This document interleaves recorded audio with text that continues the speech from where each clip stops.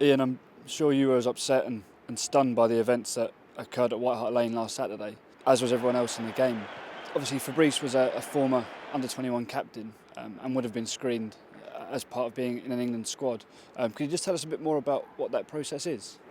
Yeah, of course I can. In fact, I knew Fabrice when he had his first scan, which would have been at 16 at Arsenal, because he was there when I was working there. The current situation is that all players are screened at 16 years old when they enter the academy as a scholar. And this is offered to every player.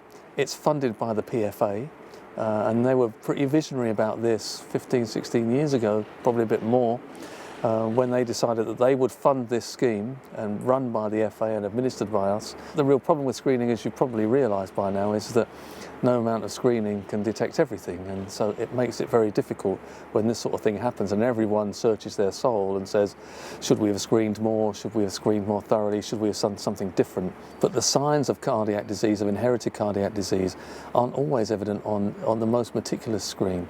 And so the screens that Fabrice has had, and had 3 or 4, including being involved in our development teams, all those screens have been normal. And I read in the paper today, and I've spoken to the Bolton doctor today, and he said he had one in the hospital after this episode. It's still normal, as it was in August, the last time he was screened, only 6 months ago. So it's a shame, but the reality is we can't screen for everything. For all the development teams, really, to put a pair of boots on and cross the white line to train or play for England, you have to have a cardiac screen on file. The doctors for all the development teams have copies of these cardiac screens before the squad meets up. If there's any problems, they get in touch with us, and we either rescreen or we withdraw the player, and we've done that over the last year certainly, withdraw the player, send them back to the club for further tests. We have to screen all our players before they get on the plane to go to the tournament. All the England players will get a full screen again, and some of these players are Premiership players, and they've all been screened, and almost twice a year.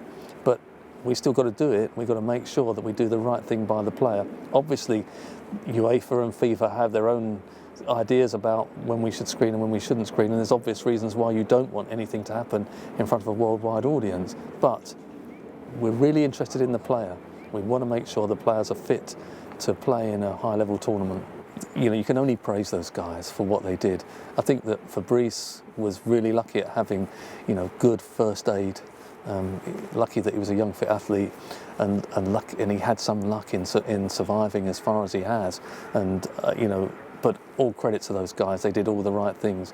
That we run a course called the FA area course, which is the resuscitation course that all this practice is based upon.